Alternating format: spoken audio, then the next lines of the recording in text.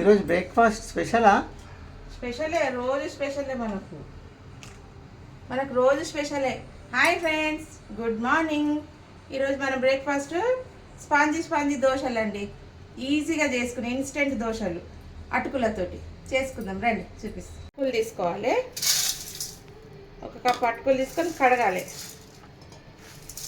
ఇది కడిగి శుభ్రం చేసుకోవాలి. ఇది మంచిగా 2-3 సార్లు కడగాలి. ఇదండి ఒక కప్పు రవ్వ, మంచిగా అటుకులు కడిగేసిన ఒక కప్పు అటుకులు. దీని సమానంగా బొంబాయి రవ్వ వేసుకుందాం. ఒక కప్పు.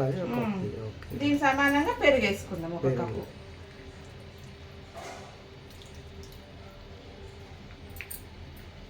కొన్ని నీళ్ళు కూడా కలిపి పెట్టాలి. ఇదండి పెరుగు. ఇదండి దీన్ని కలిపి పక్కకు పెట్టేసుకున్నాం 10 నిమిషాలు. ఇది నానుతుంటుంది. ఇది నానాలి, ఒక 10 నిమిషాలు నానాలి. ఉప్పు వేసి, దీని తగ్గట్టు ఉప్పు వేసి బాగా కలిపి పక్కకు పెట్టేస్తాం. ఉప్పు, ఇది అటుకులు, పెరుగు, రవ్వ, ఉప్పు. అటుకుల స్పాంజీ దోశ.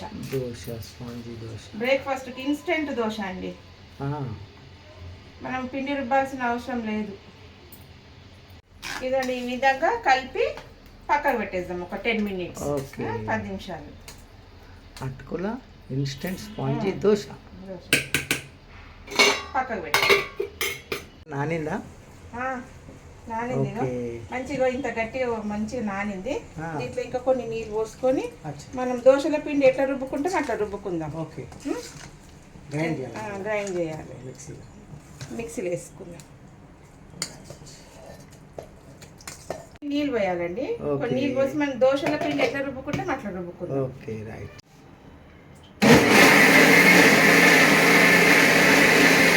ఇదండి బ్యాటర్ అయితే రెడీ అయిపోయింది. దోశల పిండి ఎట్లా వేసుకుంటాం అట్లా వేసుకోవాలి.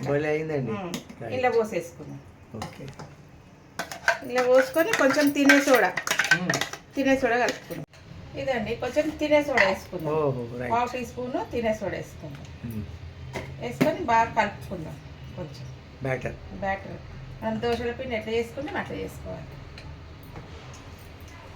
ఈ విధంగా కావాలి బ్యాటర్. మంచిగా నానింది. అటుకులు రవ్వ మంచి పెరుగులో నాన్నే కదా, మంచిగా అయితే స్పాంజీ వేసి నూనె పెట్టుకుందాం. ఇక్కడ పెంక అయితే కాలింది, వేడిగా అయింది. నూనె కొంచెం లైట్గా నూనె పూసుకొని వేసేస్తాం. ఇది ఎట్లయితే దోశ నూనె వేస్తేనే కరిగిపోతుంది. స్పాంజీ అయితే మనం ఏ పచ్చడైనా అల్లం పచ్చడ, పుదీనా పచ్చడ, ఏ పచ్చడితోటైనా తినచ్చు. ఆల్రెడీ నా దగ్గర పుదీనా పచ్చడి ఉంది, దాంట్లో తినేస్తాం. ఎంత మంచిగా వచ్చింది చూడండి, ఎంత బాగా వచ్చిందో. ఇక ఇట్లా ఈ రంధ్రాలు ఇట్లా జాలీగా వస్తే స్పాంజిగా అయినట్టు దోశలు. తీసేస్తాం మెత్తగా. చూస్తూనే తెలుస్తుంది కదా. నా దగ్గర పచ్చడి ఉంది రెడీ, పచ్చడి చేసి పెట్టుకున్నా రెడీగా. ఇంకోటి వేసుకుని ఇన్స్టెంట్ దోశలు. పిండి రుబ్బాల్సిన అవసరం లేదు, నానబెట్టాల్సిన అవసరం లేదు. ఎన్నో వెరైటీస్ చేసుకోవచ్చండి అటుకులతోటి.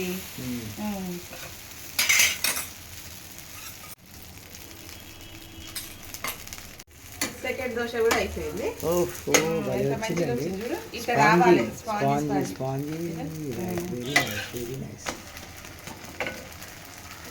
మంచిగా నానాలి. ఒక 10 నిమిషాలన్నా నానాలి. పిండి నానితేనే అప్పుడు మంచిగా వస్తుంది ఇన్స్టెంట్ దోశ. మనం చేస్తామనే వరకు నానబెట్టి పక్కకు పెట్టేసుకోవాలి. ఇదండి ఎంత మంచిగా వచ్చింది చూడు. ఇంకోటి ఇదండి దోశలు అయితే రెడీ అయిపోయినాయి. ఒక కప్పు రవ్వ, ఒక కప్పు అటుకులతోటి 6-7 దోశలు అయినాయండి. ఎంత స్పాంజీ అంటే చెప్పొద్దు, నోట్లు వేస్తేనే కరిగిపోతాయి. అంత మెత్తగా. ఇగో చూపి, ఇగో ఎంత మెత్తగా అంటే అంత మెత్తగా. ఇదో కాలుతుంది, ఇది పట్టుకొని వస్తలే చేతిలో. ఇగో స్పాంజీ తిని చూసి చెప్తాను. ఇన్ని కాలం నాకైతే రాదు, చూపిస్తుంది. ఇట్లా 6 దోశలు అయినాయి, 7 దోశలు అయినాయి. మా వారికి 3 నాకు 3 ఓకే అంతే. రైట్. బా ఎంత మంచిగా ఉంది. నా దగ్గర పుదీనా పచ్చడి ఉందండి. పుదీనా పచ్చడి చేసి రెడీగా ఉంది. దీంతో తింటున్నా. వీడియా మ్మ్. ఓఫో అబ్బా మ్యాచ్ అయిందా? ఓ అద్భుతం మాటలలో ఎంత టేస్ట్ అంటే అంత టేస్ట్. మీరు కూడా చేసుకొని తిని ట్రై చేయండి. పిల్లలకు కానీ ఎవ్వరు కానీ ఇట్లా ఇష్టంగా తినేస్తారు. మనం పిండి నానబెట్టాల్సిన అవసరం లేదు, రుబ్బాల్సిన అవసరం లేదు. Instant dosa instant. చేసుకొని తిని లైక్ చేయండి, కామెంట్ పెట్టండి. బాయ్.